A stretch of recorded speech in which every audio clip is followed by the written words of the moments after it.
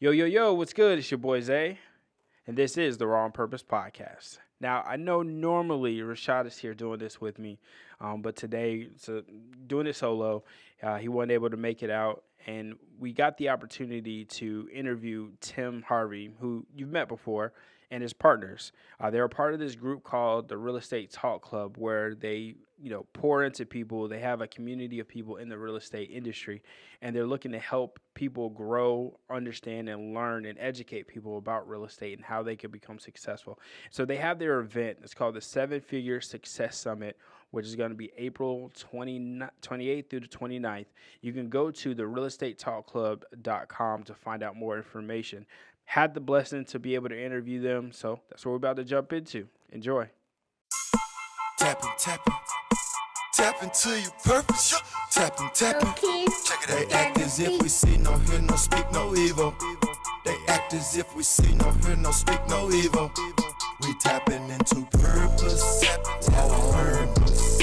Raw on purpose. We tapping into purpose. Raw on purpose. Raw on purpose. Exciting seeing three black men that are in real estate, and they're real people I can touch, right? They're not like this mystical, like these people that seem so far away. Like, these are people that are able to give you the tools to succeed. They've done great in business. They have between, let's say, 50 years of experience between all of them. So allow them to introduce themselves so that you can get to know them better. So, Tim, how you doing, man? Hey, man, what's up? Chilling, man. What's going on? Before I get started with anything, I just want to say thank you to my Lord and Savior, Jesus Christ. I'm super excited. I'm super honored that I even have an opportunity, to speak on this platform. And I just want to say thank you to you, Zay. Certainly appreciate, the opportunity to speak, on your platform. I'm very proud of, everything that you've been able to do, man. Just the progression that you've had, doing this podcast and, just launching your network, man. Listen, it's an exciting thing, and we're just glad to be a part of it. Appreciate that, brother. I'll have the check to you. Well, everything is true, man. Listen, my name is Tim Harvey. I'm a full-time entrepreneur. I'm a real estate, faith-based real estate entrepreneur. I'm from Atlanta, Georgia. I've been in the real estate business since 2001. Started off, before I got into this business, I was in the restaurant business. I was a restaurant manager working 80, 90 hours a week. So, Yeah. I was a little overworked, underpaid, like they like to say. Right. And listen, a friend of mine, came to me, we had started an investing club, and we started off investing in stocks, eventually began to invest in real estate. And that's when I was able to really quit my job the first time. And, started off, with some fix and flips. Got my butt handed to me the first time out. Yeah. But I really found that I loved the business, and got into the business full time, and was able to work. The very first couple of deals I did, I was what they would call a buy and hold person. Okay. Someone introduced to me the concept of Section 8, and I began to Section 8 a lot of my properties then. Someone else introduced me to the concept of refinancing your properties, so I began to refinance my properties. This is right around 2003, 2004. Okay. And with that, I started refinancing my properties at a bank right up here in Marietta, Georgia. And the owner of the company liked me so much. He said, "Hey, man, listen, I'm gonna let you refinance all your deals right here." So with that, I learned how to do mortgage brokering and banking, and found myself in that business, and did very well in that business up until 2007, and that's when the crash happened. Right. Everybody thinks about. And just I was a person that kind of I didn't know what to do when the crash happened, and went back to corporate America a couple of years later. Had a little bit saved up. Went back to corporate America a couple of years later. Properties lost, all that stuff, and was in corporate America, and I just had the itch to get back into the business. It's right around 2010. was blessed to get into the was blessed to do a deal with another friend of mine that was actually working in the cubicle in front of me, and with that, the bug hit. Yeah. And was able to get in full time. Lost the job, able to get in full time. To make a long story short, and I discovered wholesaling real estate through that, and a couple of years later, was able to meet my partner Will. From wholesale, and we formed a group called Wholesalers Are Us, and back in 2015, was in it full time, and we began to put on meetups, and that's where I met my other partner Kito at our very first meetup, and from that, a relationship was born. Jesus, I prayed, I prayed to God for, godly relationships in business. Yeah. And with that being said, those relationships were born out of that. And since then, I mean, we've had an opportunity to, we've had a lot of offline success from a standpoint of meetups and things of that nature.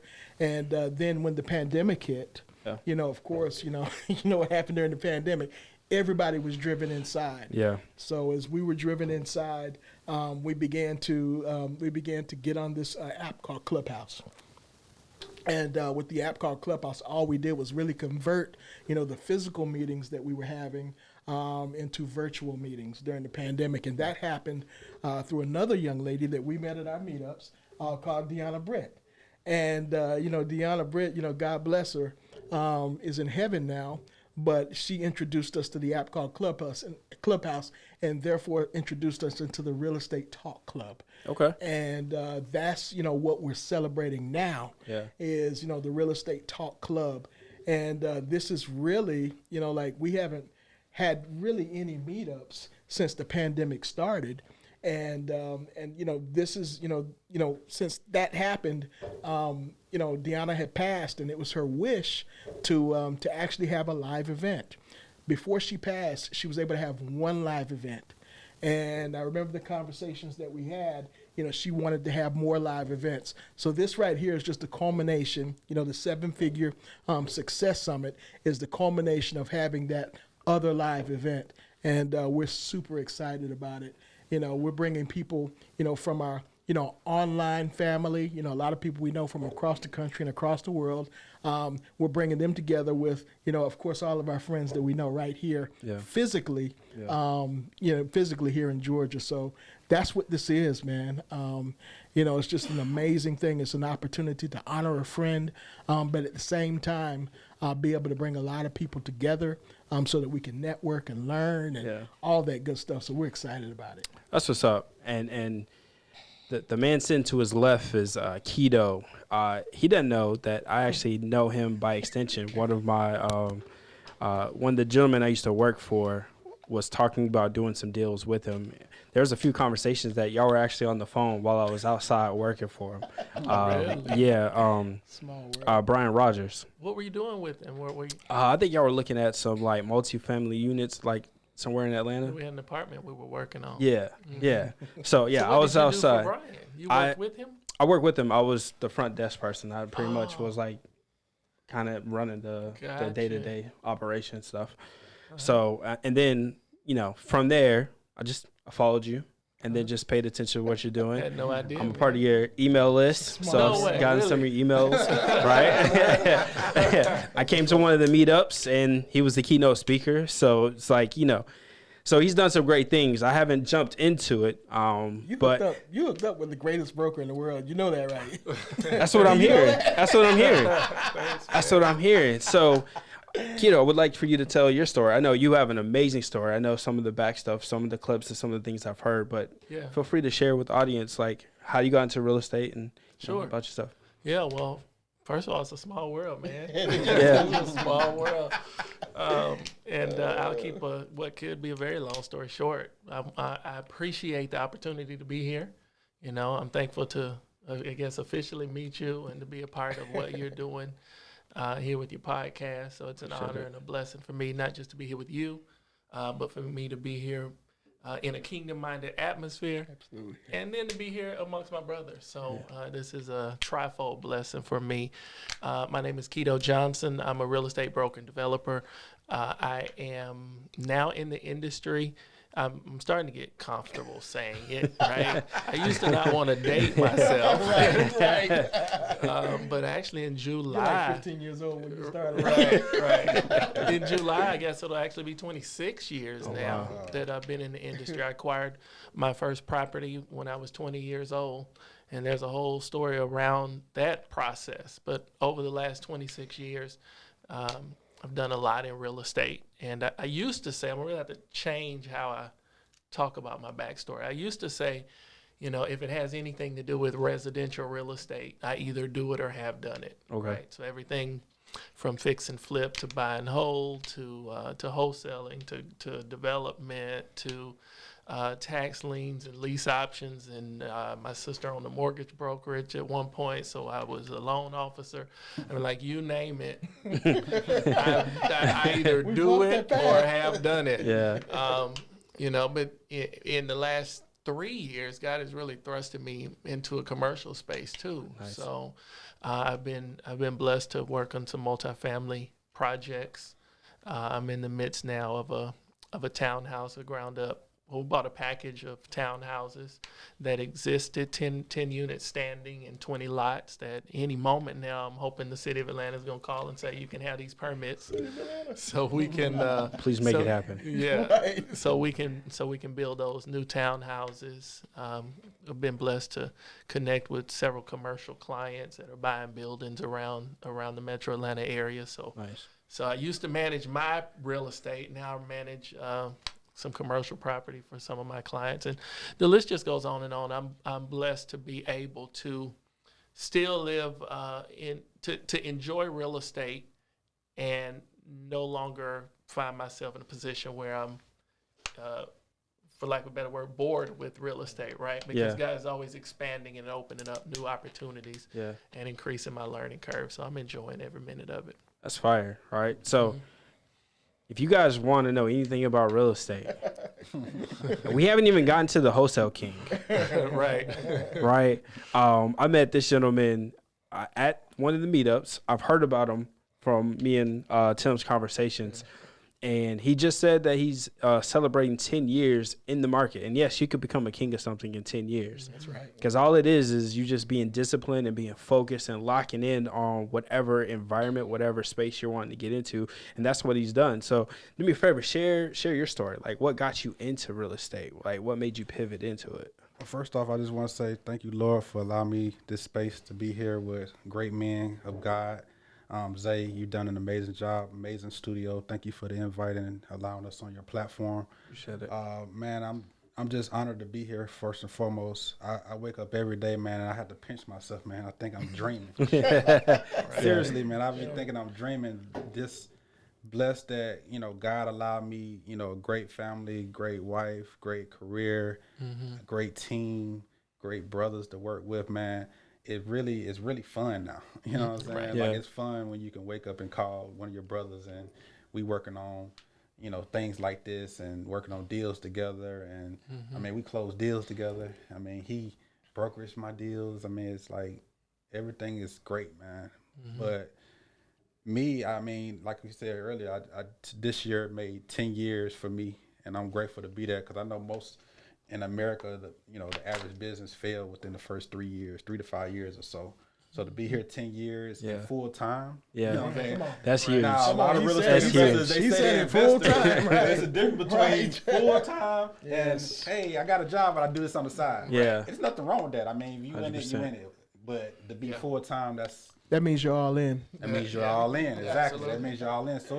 So in real estate, is levels to everything. It's levels to this, and I'm just grateful that I'm in the company of people who just keep escalating up higher and higher. I mean, even with Kito, just talking about commercial packages and commercial, just managing commercial deals. I mean, he probably wasn't even talking about that 5 years ago, 3 years ago. You know what I'm saying? So that just shows how much growth that's in this room right now. But me personally, man, 10 years ago, I wasn't even thinking about real estate. I would say 12 years ago, I did do my first fix and flip property. I mean, I'm like everybody. We watched that TV show, Flip This House. It looks so easy on there. You buy it for this amount and you make $100,000. You know what I'm saying? All in So 40 it's minutes. like all in an hour, less than an hour's time. So I was pulled in, reeled in from that. Like, oh, I could do that. Yeah. So I, did that. That was in 2007. I was in Alabama, did a project, lost my shirt. I actually, luckily, was able to sell it right before the crash in 2008. Nice. So I got it off right before the crash happened. I think right when I sold it, 3 to 4 months later, the crash happened and everything just went under. So I got rid of it just in time. And I think I might have got my money back and I may have made like 10, 15 grand on it. So I took that money and I got into the nightclub business. Okay. And there was a building down there that was available in the same part of Alabama. I did that fix and flip. The building was available, so I used the cash that I had and some cash that I still had to the side, and I bought the building cash. And I got into the nightclub business, and I ran that business for 2 years. And that was around the time I met my now wife, and God told me through her, like, this is not the lifestyle you're going to live the rest of your life. Like when you're thinking about alcohol involved and you're thinking about all these things that it involves with a nightclub, it kind of reminded me of the life that I just left. And I was living a life of, illegal things. I ain't going to go too in depth with that, but this kind of reminded me of that same thing. So it's like, are you trying to clean up that way and do it this way now? Yeah. So it's like, so I think that was a point in my life where God was challenging me. Yeah. You know what I'm saying? Like, which side you gonna be on? You know what I'm saying? Yeah. Are you gonna be on this side or you gonna be on this side? So, my wife was like, the numbers not making sense with the building, the club, it was not profitable. So I just got out of the business, and that probably was the loneliest time of my life, man, because as a man who's always been a provider, as a man who's always had the money, as the man who people always came to when they needed something, now I was that person that didn't have it. I was that person that was trying to figure out my way, and just, I think I went through 2 years of just trying to figure it out. And I just started, within that time, I had to start selling stuff. I had to get rid of stuff just to make some money. And my wife, she had, to this day still have a successful hair salon. And I was just helping her with that. I was helping her with the marketing. I was just helping her push that. It's getting behind her with that. And I remember I tried to get a job with Comcast around that time, because I was like, man, I can't just keep not doing nothing. I got to get a job. You know what I'm saying? Yeah. And me and her at that point, we was thinking about being together long term.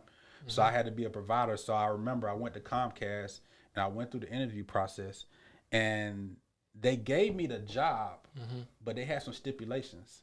They said, well, on it, when you fill out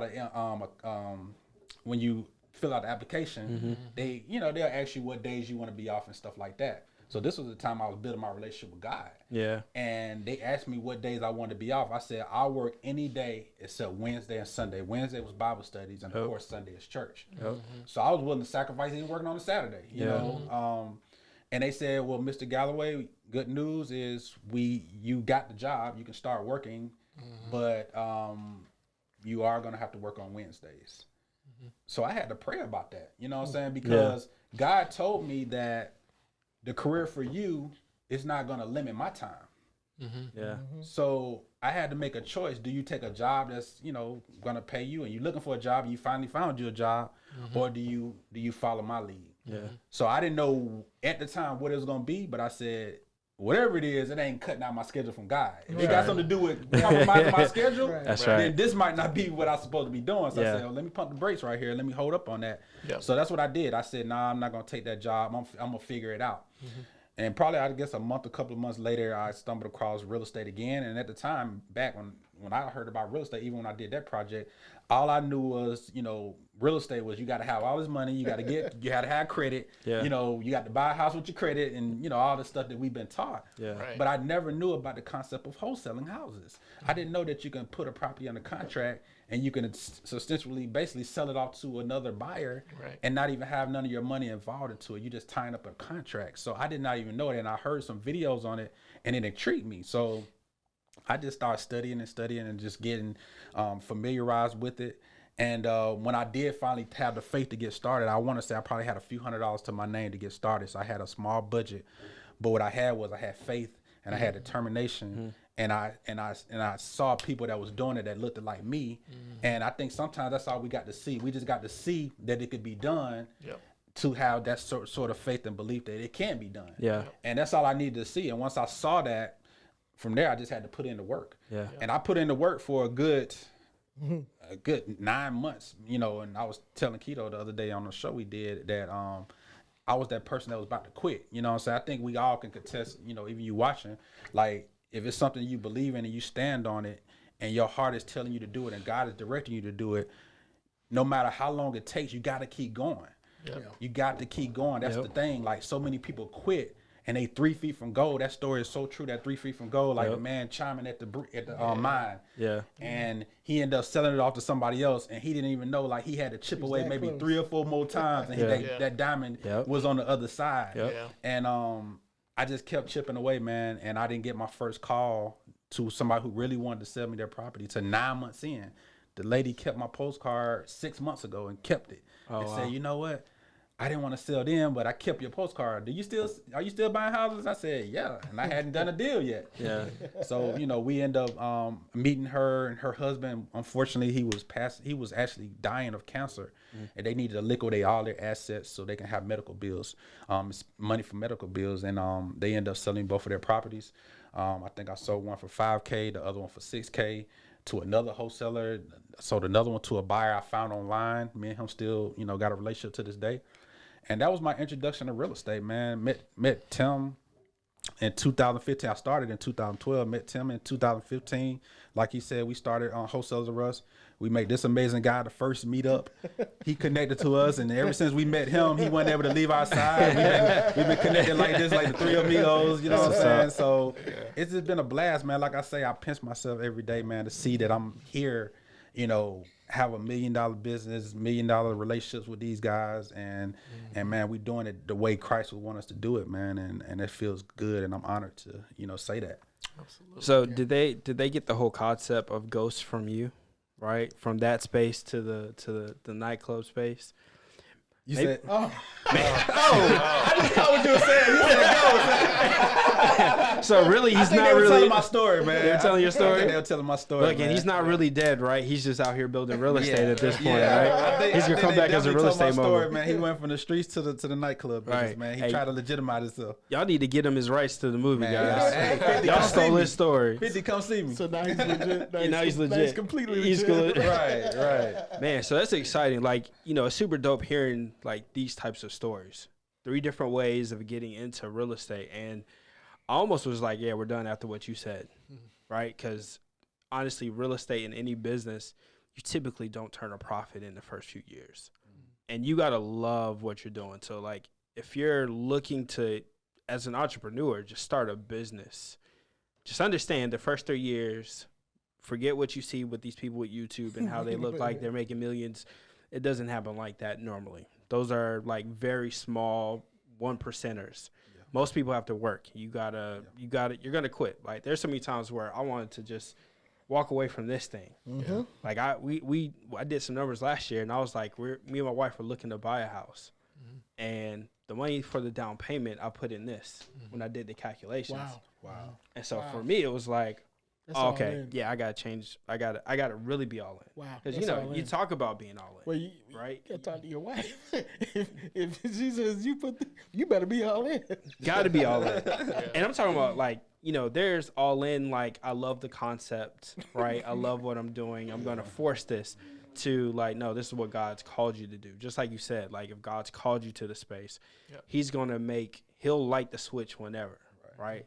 I think RC said on Clubhouse, like, God's going to accelerate some things. Yeah. I promise you, after she said that, things that I've been working on has been dropping. So it's like, as you just got to keep pushing, right? That's one of the things that I heard from all of your stories is you started in the crash hit, but you went away for a season because it happens, and then you come back. You sound like you've just been consistent with it, right? Through all the markets. 25 years ago, that's when I was graduating from high school, right? Like they're talking about the markets about the crash, and they're like, yeah, go to school, do this, and it's like, for what? Like they're not paying people, they're not hiring people, and then to go from one lifestyle to a different lifestyle and obeying God is the consistent thing I heard in all three of you.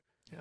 It's obedience to God leads to everything. So speak on, because you guys talked about the three of you in your partnership. It helps me understand that community is extremely important. Mm-hmm. That's what this real estate talk is about, is building a community, whether it's in person or virtually. So like, how has building community impacted you guys' lives? I know it's done great things, but like, just kind of, share some more stories. Or Community is everything. Yeah, for sure. We wouldn't be here if it wasn't for community. I can't build a business on my own.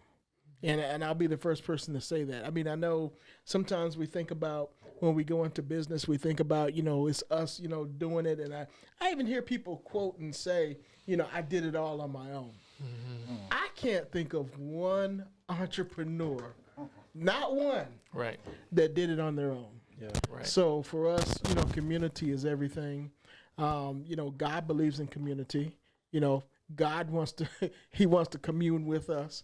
And we just believe it's our duty and our responsibility to commune with each other, share with each other, some secrets that, that we may have learned. Yeah. Because for the longest time, I know when I got into real estate, and I know when you got into real estate, this was a secret.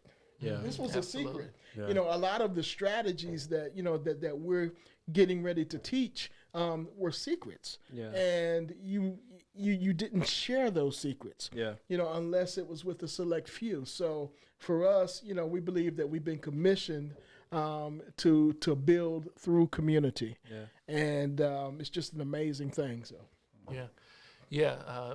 Will mentioned, like, the other day we were doing some stuff, recording some stuff, and one of the questions was asked of me, what would I tell my younger self, right? And there were two main things that immediately came to mind. The first thing that I would tell my younger self is to invest in myself sooner.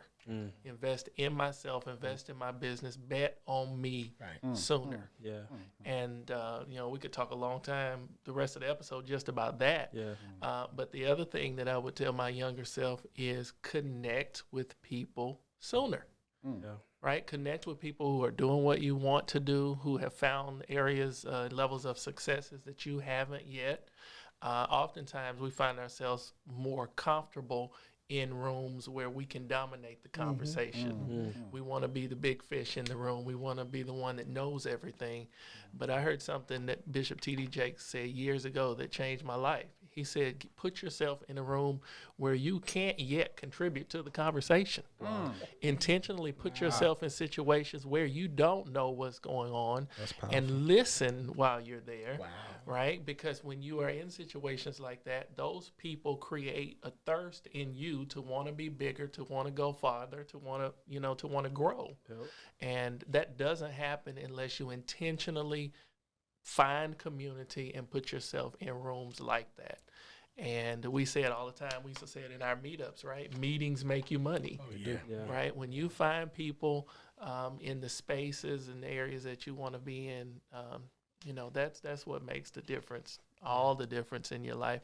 And then the other thing too, a lot of times we embark on new areas or new ventures, but we don't have anybody around us who's ever done it. Right. And so that it's easier to get discouraged. Yeah. It's easier to give up. It's easier to throw in the towel. But if I'm having a bad day and I know I got Tim or Will that I can reach out to, right, and they're actively involved in the game, like, we pick each other up. We bring strength to each other, and that's what community provides. That's right. Yeah. That's. I don't even think it's nothing else needs to be said after that. For real. Yeah. And it's like, I think one thing people miss, we read in Genesis where God says, let us make man in our image, right? And then he says, he looked at man and said, it's not good for man to be alone.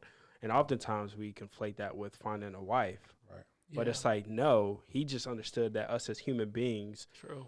He looked at Adam and said it. Adam didn't say, Lord, I'm lonely. Lord, I need another person. Right. He said, it's not good for man to be alone, because God understood he duplicated himself in Adam. And if he duplicated himself in Adam, that means that he had to create him in his image. Absolutely. And it was our image. It was God, the Father, and the Holy Spirit together creating us, right? And then he created the same triune that lives in us, right? From a soul, spirit, and our flesh. Right. So it's like, when we talk about community, God started everything. That's why we talk about the pandemic and so many people were like having so many different breakdowns is because they lost community and didn't understand how to sustain community through that. I say when I grew up, like our community was strong. I look at today and even before the pandemic, it seems like everybody focused on self. They only did for self. It wasn't pandemic hits. It's like, oh snap, we got to get back to community. It's like, yeah, you never should have lost sight of it. And honestly, if we're looking at how things are going, we're going to need community more than ever, right? With just the different decisions that people that are running our country are making, we're going to need to lean on each other more for real estate conversations. Like, how do you buy land so that you can start building growing your own food, having your own chickens, all that stuff, right? Getting that information. So, one thing is people are like, they're listening. They're like, all right, so what's the most basic way for them to even just get started doing something in real estate?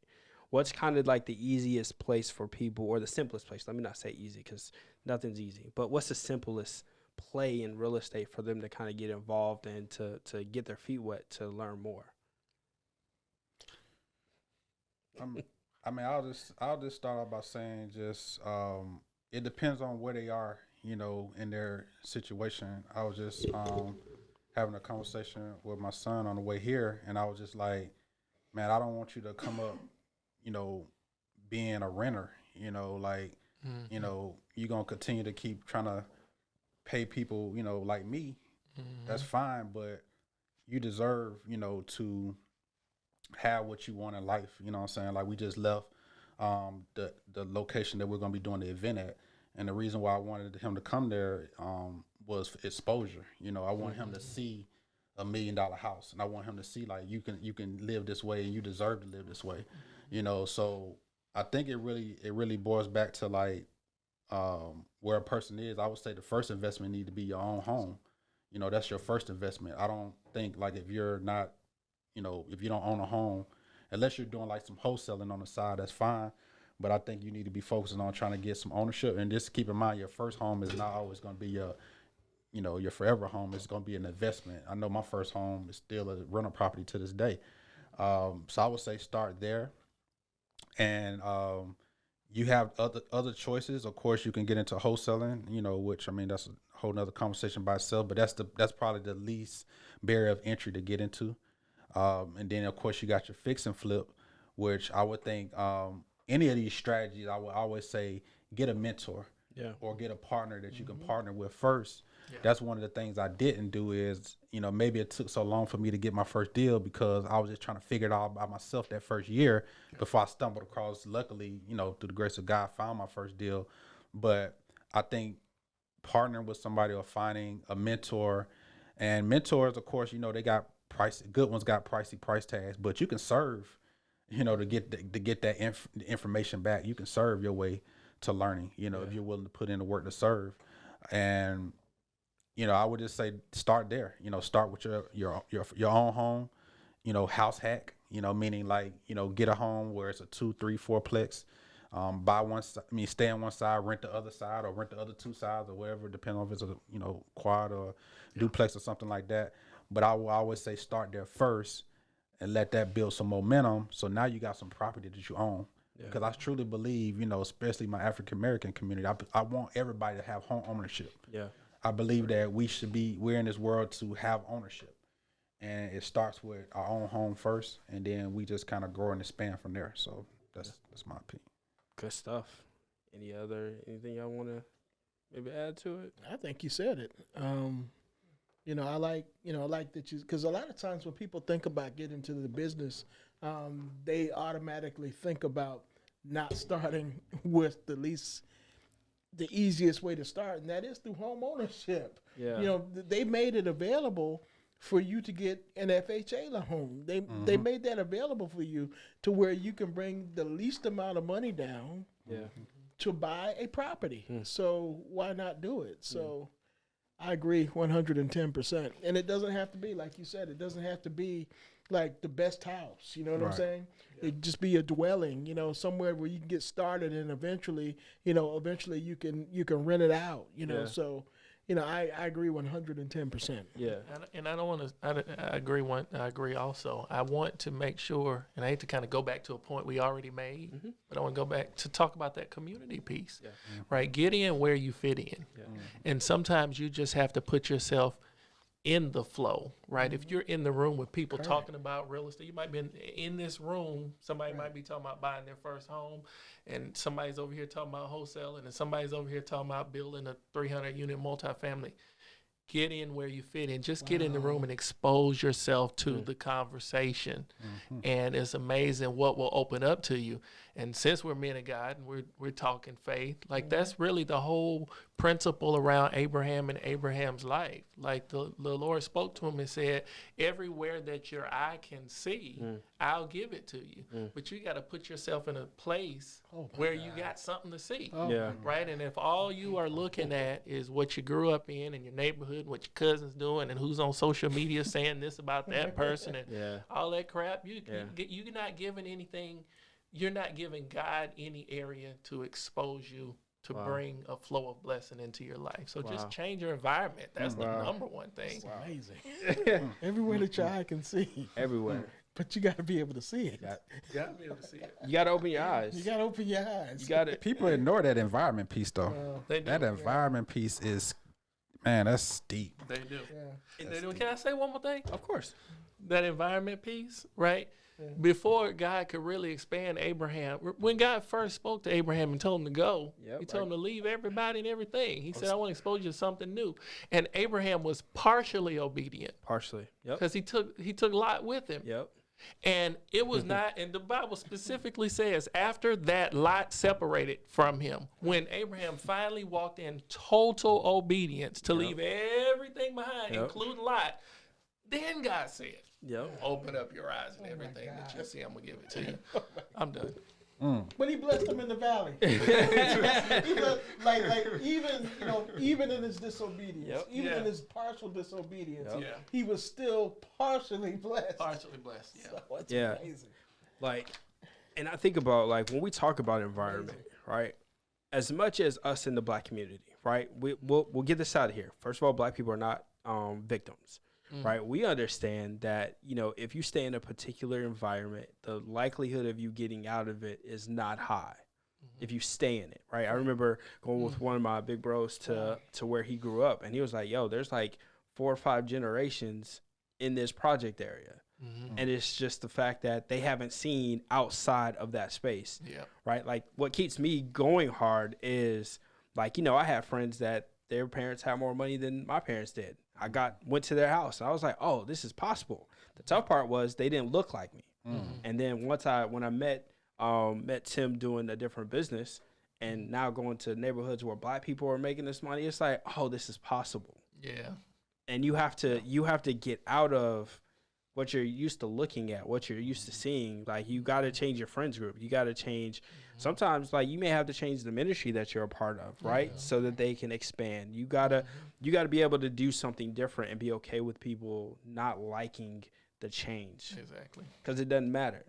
Right. What God's put in you is what matters. Yeah. Right. They say you become the sum total of the 5 people you're around the most. That's right. Like, when you said what TD Jake said, I was like, man, I've been around people I can't afford to hang around, but I can't afford to not hang around them. Right. Yeah. Because if I didn't, what you guys see wouldn't even be possible. You're a perfect example of that.